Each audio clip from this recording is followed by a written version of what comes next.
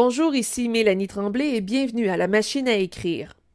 Dans cette leçon, nous allons découvrir quelques signes de ponctuation employés couramment dans la langue française, c'est-à-dire le point final, le point d'exclamation, le point d'interrogation et les points de suspension.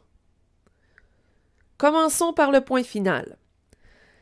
Vous le connaissez bien, son utilisation est bien simple.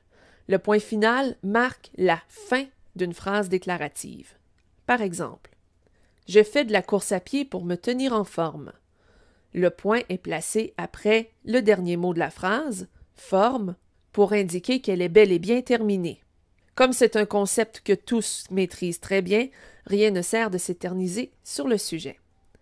Passons maintenant au point d'exclamation.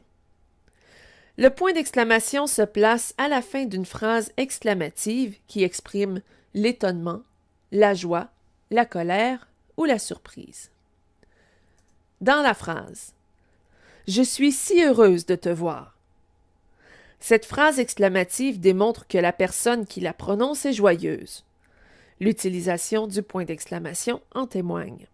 Évidemment, l'absence de point d'exclamation peut donner l'impression qu'il s'agit d'une simple phrase déclarative. Le point d'exclamation se place aussi après une interjection. Les interjections sont des mots qui expriment un sentiment ou qui reproduisent un bruit. Voyons les exemples suivants. « Hey, ne touche pas à ma voiture ». Ce premier exemple comprend deux points d'exclamation. Le premier est placé après l'interjection « hey » et le second est placé après « voiture ». Tous deux expriment le même sentiment, c'est-à-dire la colère ou l'inquiétude. Un autre exemple. « Pouf, il a atterri sur son postérieur ». Dans ce deuxième exemple, le point d'exclamation est placé après « pouf », une interjection qui reproduit le son d'un corps qui heurte le sol. Parlons maintenant du point d'interrogation. Le point d'interrogation se place à la fin d'une phrase interrogative. Il indique qu'on pose une question. Comme dans l'exemple « Viens-tu voir un film avec moi ?» Avec l'emploi du point d'interrogation à la fin de la phrase, il est clair qu'on pose une question. Dernier point de ponctuation, les points de suspension. Les points de suspension sont toujours au nombre de 3. Ils indiquent une énumération ou une phrase inachevée ou encore une hésitation.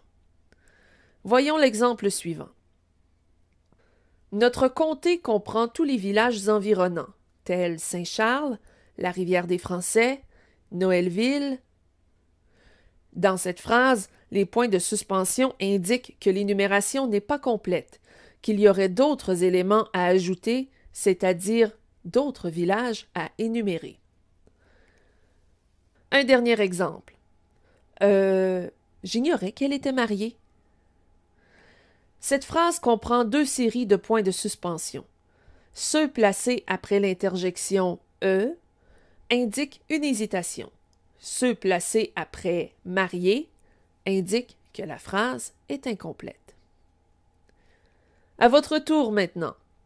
Placez les points de ponctuation dans les phrases suivantes. Mon père est un homme admiré par tous les habitants du village. Par quel signe de ponctuation se termine cette phrase? Cette phrase se termine par un simple point. Dans la phrase « Que le diable l'emporte », quel point de ponctuation allez-vous utiliser? Comme il s'agit d'une phrase exclamative, on place un point d'exclamation à la fin. Dans la phrase « Suis-je la personne que tu attendais ?» Quel signe de ponctuation utilisez-vous à la fin de cette phrase? Comme il s'agit d'une question, on place un point d'interrogation. Récapitulons. Le point final marque la fin d'une phrase. Le point d'exclamation dénote la surprise, accompagne l'expression d'un sentiment ou la reproduction d'un son. Le point d'interrogation se place à la fin d'une question. Et les points de suspension, toujours au nombre de 3, indique qu'une phrase ou qu'une énumération est inachevée. Il marque aussi une hésitation. Voilà ce qui conclut cette leçon. Vous êtes maintenant invité à répondre au questionnaire mis à votre disposition. Joignez-vous à nous dans notre forum de discussion ou sur Facebook, à l'adresse suivante. Ici Mélanie Tremblay. Merci d'avoir été là. À la prochaine.